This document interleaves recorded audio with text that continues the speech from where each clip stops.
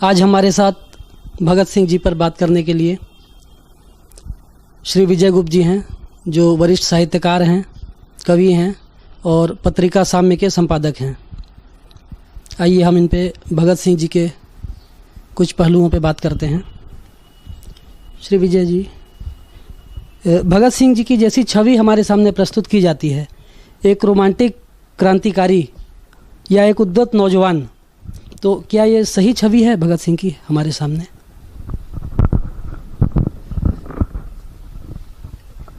नहीं, भगत सिंह की जो छवि आम तौर से प्रस्तुत की जाती है उसमें उनको रोमांटिक हीरो की तरह पेश किया जाता है। रोमांटिसिज्म अपने आप में कोई बुरी चीज़ नहीं है। रोमांटिसिज्म अगर पॉजिटिव है तो वह जीवन से सक्रियता से जुड़ा है।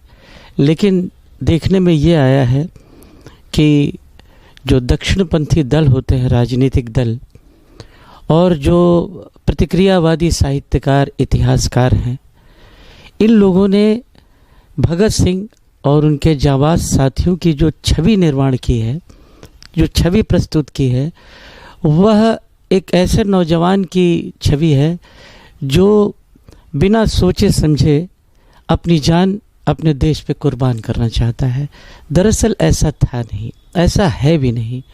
क्रांतिकारियों के पास एक सुसंगत जीवन दर्शन था और उन्होंने बहुत अध्ययन से, जीवन के अनुभव से सबक लेते हुए क्रमवार अपने आप को विकसित किया था, अपने मस्तिष्क को विस्तरित किया था और इतना बड़ा काम किया था उन लोगों ने कि देश की जनता को, देश की स्वतंत्रता की लड़ाई को उन्होंने विश्व परिप्रेक्ष्य से भी जोड़ दिया था। यह बहुत हैरान कर देने वाली बात है कि भगत सिंह और उनके साथी राष्ट्रीयता की बात करते हुए अंतर्राष्ट्रीयता तक जाते हैं। यह बहुत हैरानी की बात होती है कि जब कांग्रेस के बहुत सारे नेता, यहाँ तक कि महात्मा गांधी भी आतंकवादी कार्रवाइयों से क्रांतिकारियों के रुष्ट थे, उन्होंने भी क्रांतिकारियों के संबंध में कुछ ख़राब बातें की थी और उन्होंने कहा था कि ये आतंकवादी कार्रवाइयाँ हैं और ये नहीं होना चाहिए। लेकिन अगर ध्यान से इतिहास पढ़ें और इतिहास के पृष्ठों से गुज़रें तो हम देखते हैं कि ऐसा नहीं था। क्रांतिकारियों ने बाकायदा किताबें पढ़ी थी, बहुत गहन अध्ययन किया था, विचार विमर्श किया था और वो इस नतीजे पर पहुँचे थे कि उनकी जो सशस्त्र आंदोलन की कार्रवाई है, वो कार्रवाई बहुत हद तक ज़रूरी है। केवल आत्म सुधार से या अपने को कष्ट देकर अहिंसात्मक रास्ते से ही स्वतंत्रता प्राप्त नहीं की जा सकती है। इसलिए उन्होंने बहुत ही कायदे से, और एक बात यह भी ध्यान रखना चाहिए कि भगत सिंह ने कहा भी है कि मैं क्रांतिकारी हूँ, आतंकवादी नहीं। हमारे पास एक उद्देश्य है, हमारे पास एक विज़न है और हमारे पास एक लंबा कार्यक्रम है। और देखिए, ये तो बात, अब तो बहुत सी किताबें आ गई हैं, उनकी जेल डायरी भी आ गई है। उसको पढ़ने के बाद ये लगता है कि भगत सिंह और उनके साथियों ने बहुत विस्तार से अध्ययन किया था। उन्होंने फ्रांस की राज्य क्रांति का अध्ययन किया था, सोवियत रूस की क्रांति का अध्ययन किया था। और जब आप उन्होंने जो किताबें पढ़ी थी, जब आप उन पर गौर करेंगे तो आपको लगेगा कि ये कैसे लोग थे, इतनी कम उम्र में कितनी गहराई से चीज़ों को समझ रहे थे। आप देखिए, उन्होंने चार्ल्स डार्विन की जीवों की उत्पत्ति पढ़ा, उन्होंने लेनिन को पढ़ा, मार्क्स की किताबें पढ़ी और उन्होंने अपने दोस्त से फ्रांस के गृह युद्ध पर लिखी मार्क्स की किताब विशेष रूप से मंगाई और पढ़ी। और उनके साथी विजय कुमार सिन्हा जो क्रांतिकारी हैं, उन्होंने तो यह भी लिखा है कि जब फांसी का नियत दिन आया और जब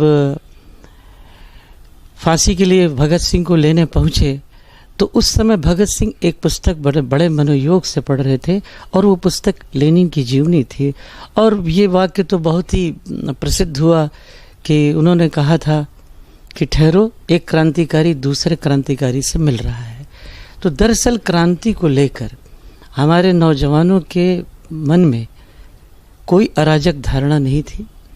वो बम के दर्शन को मानते थे और बम का दर्शन बाद में कैसे चल के जन आंदोलन के साथ जुड़ता है और कैसे सिर्फ हत्या को ज़रूरी नहीं माना जाता है और हत्या को भी एक सशस्त्र क्रांतिकारी कार्रवाई के दौरान एक घटना के रूप में देखा जाना चाहिए। जबकि भगत सिंह ने कहा भी है कि वो मनुष्य से प्यार करते हैं, हर मनुष्य का जीवन उनके लिए बहुत कीमती है, लेकिन हत्या कभी कभी ज़रूरी होती है, वह किया जाता है।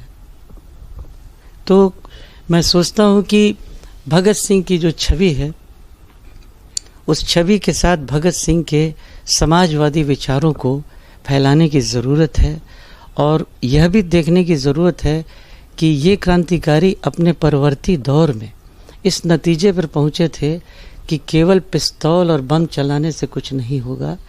इनकलाब की धार जो होती है विचारों की शान पर तेज़ होती है। और उन्होंने अपने ग्रुप के सभी साथियों से, सभी क्रांतिकारी दोस्तों से कहा था कि हमें जनता के पास जाना है, मज़दूरों के पास जाना है, किसानों के पास जाना है, फैक्ट्री वर्कर्स के पास जाना है।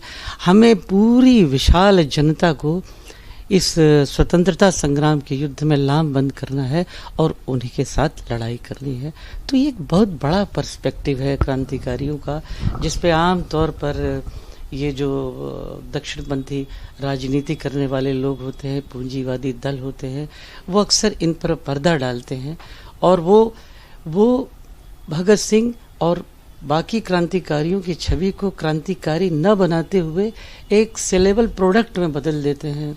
जैसे आपने देखा होगा कि एक ज़माने में अर्जेंटीना के महान क्रांतिकारी चे गुएवारा को शर्ट पर प्रिंट करके पूरे यूरोप में फैला दिया गया था और उस समय चे गुएवारा की शर्ट पहनना अपने आप को क्रांतिकारी समझने के बराबर माना जाता था। वैसा ही हिंदुस्तान में भी हुआ। हिंदुस्तान में भी राजनीतिक दलों ने अपने फायदे के लिए, अपने लाभ लोभ के लिए उन्होंने क्रांतिकारियों को भी एक फैशन आइकॉन में बदल दिया। हमें इन सब से निकलने की ज़रूरत है और क्रांतिकारियों की जो वास्तविक विचारधारा है, जो समाजवाद की विचारधारा है, भगत सिंह ने तो एक बार स्पष्ट रूप से कहा था कि हमें यह ऐलान कर देना चाहिए कि हमारा क्रांतिकारी उद्देश्य जो है, हमारा अंतिम लक्ष्य समाजवाद है। विजय जी, ये बताइए, क्या भगत सिंह की राजनीतिक विचारधारा सुसंगत कही जा सकती है? यकीनन उनकी विचारधारा, उनके दोस्तों की विचारधारा सुसंगत थी। भगत सिंह के जीवन और उनके कार्यकलापों का विस्तार से अध्ययन करने के बाद आपको अंदाज़ा लग जाता है कि जिस अराजकतावाद से उनकी क्रांति यात्रा शुरू हुई थी, वो कैसे कैसे अनुभव से काम करते हुए और लगातार अध्ययन करते हुए वो इस निष्कर्ष पर पहुँचे थे कि केवल अराजकतावादी दर्शन का पल्लू थाम कर हम अपने उद्देश्य में कामयाब नहीं हो सकते हैं। और उन्होंने, उनके साथियों ने, उनसे पहले भी जो काकोरी कांड के शहीद थे, उन लोगों ने भी जो भी उस समय की किताबें उपलब्ध हो सकती थी उनको पढ़ा है। राम प्रसाद बिस्मिल ने बोल्शेविक क्रांतिकारियों के बारे में लिखा है, बोल्शेविक क्रांति के बारे में लिखा है। तो इतना अंदाज तो लगता है कि उस ज़माने में 25 से 31 सन के बीच में लोग मार्क्सवादी विचारधारा के बारे में सोचने लगे थे, समझने लगे थे और हमारे क्रांतिकारी उस पर किताबें भी लिख रहे थे और उस पर विचार प्रक्रिया भी तेज़ कर रहे थे। देखिए, सुखदेव के बारे में याद आता है कि उन्होंने अंतिम दिनों के पत्रों में लिखा है, एक जगह सुखदेव ने लिखा है कि मुझे बड़ा गर्व है कि मैं एक क्रांतिकारी की मौत मर रहा हूँ। और एक चिट्ठी उन्होंने उर्दू में लिखी थी अपने मित्र को भोपाल में। उसमें उन्होंने लिखा था कि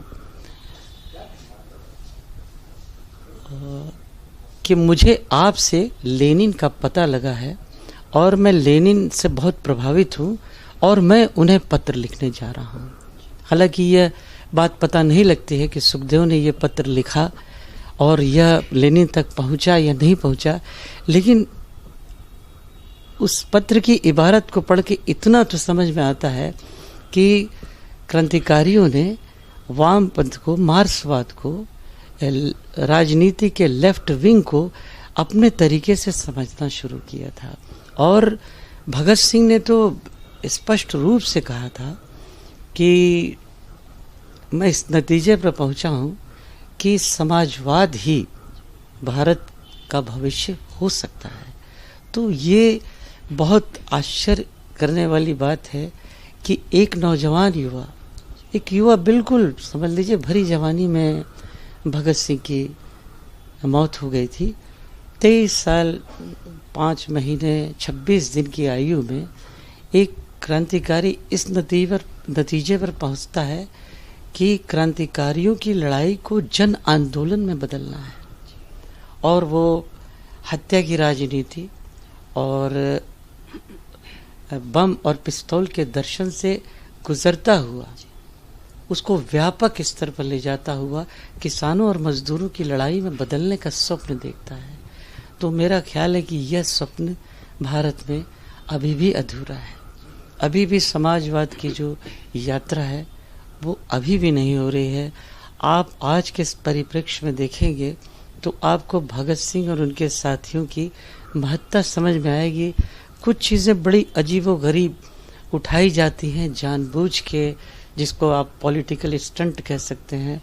आप ज़रा देखिए कि 21वीं सदी के भारत में अलीगढ़ मुस्लिम यूनिवर्सिटी में जिन्ना के तस्वीर को लगाने उतारने को लेके एक बवाल मचाया गया था। इस बवाल के पीछे क्या कारण था? सिवाय अराजकता फैलाने के कोई कारण नहीं था। और बाद में हालांकि वह तस्वीर नहीं उतारी जा सकी, लेकिन आप खुद सोचिए कि 1931 में जिन्ना का माइंड सेटअप किस प्रकार था। और ये बात छुपी हुई नहीं है कि भगत सिंह के मुकदमे को लेकर जिन्ना ने लड़ाई लड़ी थी, और जिन्ना ने बहुत ही पुख्तगी से और बहुत ही जिंदा दिली के साथ पूरे सबूतों के साथ अंग्रेज सरकार का विरोध किया था और भगत सिंह के केस को आगे बढ़ाने की कोशिश की थी। तो इतिहास की इन चीज़ों को जाने बगैर आप भगत सिंह और उनके दोस्तों के बारे में सही निर्णय नहीं कर सकेंगे। कई बार क्या होता है कि जानबूझकर इतिहास को छुपाया जाता है, ऐतिहासिक तथ्यों को दबाया जाता है। अब तो मैं देख रहा हूँ कि लोग इतिहास को नए सिरे से लिखने और बदलने की बात कर रहे हैं। तो ये तो एक खतरनाक प्रवृत्ति है, और ये जाहिर है कि ये कारपोरेट संस्कृति की प्रवृत्ति है, पूंजीवादी साम्राज्यवादी प्रकृति है। इस प्रकृति पर अंकुश लगना चाहिए। यहाँ के वामपंथी बुद्धिजीवियों और लेफ्टिस्ट पार्टियों को सामने आना चाहिए, इसका विरोध करना चाहिए, और सच्चे इतिहास को, जो जन इतिहास है, उस जनता के उस सच्चे इतिहास को सामने लाना चाहिए। जनता को इस बात के लिए शिक्षित करना बहुत ज़रूरी है कि इतिहास को बिगाड़ने का मतलब होता है कि पूरे स्वाधीनता आंदोलन पर स्याही फेर देना, उस पर कालिख पोत देना। तो ये चीज़ें आज़ाद भारत में हो रही है और इस पर काबू पाना जाना चाहिए, इस पर सख्ती से रोक लगाना चाहिए। और यह बात ध्यान में रखना चाहिए कि क्रांतिकारियों ने अपना बलिदान, अपना जो उत्सर्ग किया था, उस उत्सर्ग को बर्बाद नहीं होने देना चाहिए। पूंजीवादी षड्यंत्रों को समझना चाहिए और किसानों और मजदूरों पर बात करते हुए, उनकी परिस्थितियों को देखते हुए जनता के साथ लड़ाई में शामिल होना चाहिए। जो लोग ये कहते हैं कि भगत सिंह और उनके दोस्तों की विचारधारा अराजक थी, अनुत्तरदायी पूर्ण थी और वह केवल हत्या करना जानते थे, उधम करना जानते थे, तो उनसे मेरा सख्त विरोध है और वो गलत है। बुद्धिजीवी थे, प्रखर बुद्धिजीवी थे हमारे क्रांतिकारी। उन्होंने बहुत पढ़ा है। उन्होंने बस एक ही बात कही थी। देखिए, मुझे याद आता है कि राम प्रसाद बिस्मिल ने अशफाकुल्ला खां पर लिखते हुए कहा था कि मेरे मन से हिंदू और मुसलमान का भेद ज़्यादा रहा।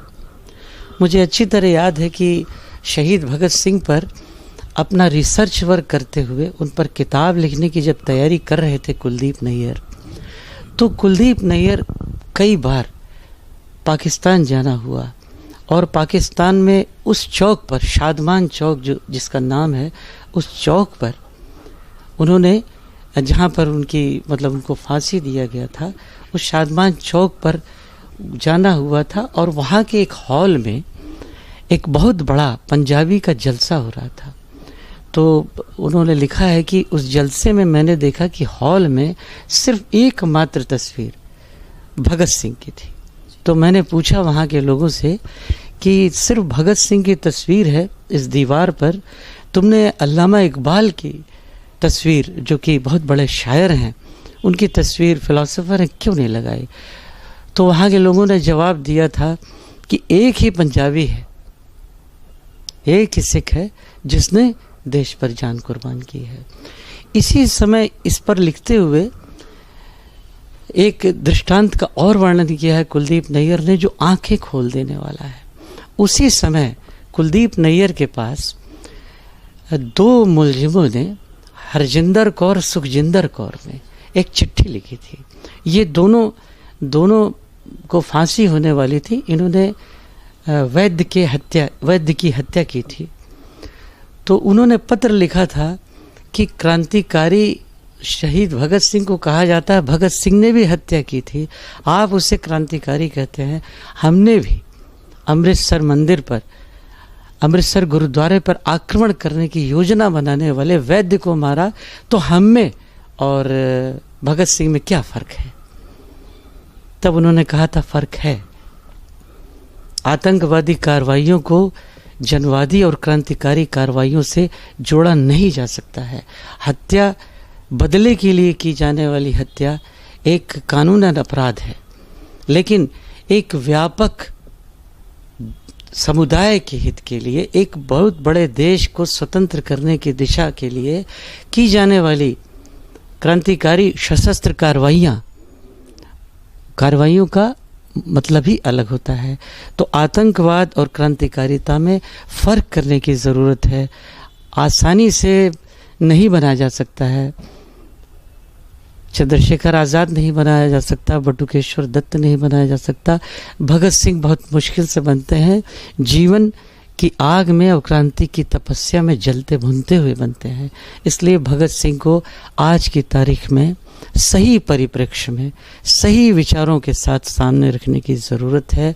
मैं तो ये कहता हूँ कि स्कूलों के पाठ्यक्रम में, महाविद्यालय के पाठ्यक्रम में, उच्च शिक्षा के पाठ्यक्रमों में भारत के क्रांतिकारी इतिहास का वैज्ञानिक सुसंगत अध्ययन प्रस्तुत किया जाना चाहिए। उसे पढ़ना और पढ़ाना चाहिए। तभी हम इस देश में लोकतंत्र को बचा सकेंगे और क्रांतिकारी चेतना को, समाजवादी चेतना को उरूस पर ले जा सकेंगे। धन्यवाद विजय जी आपका।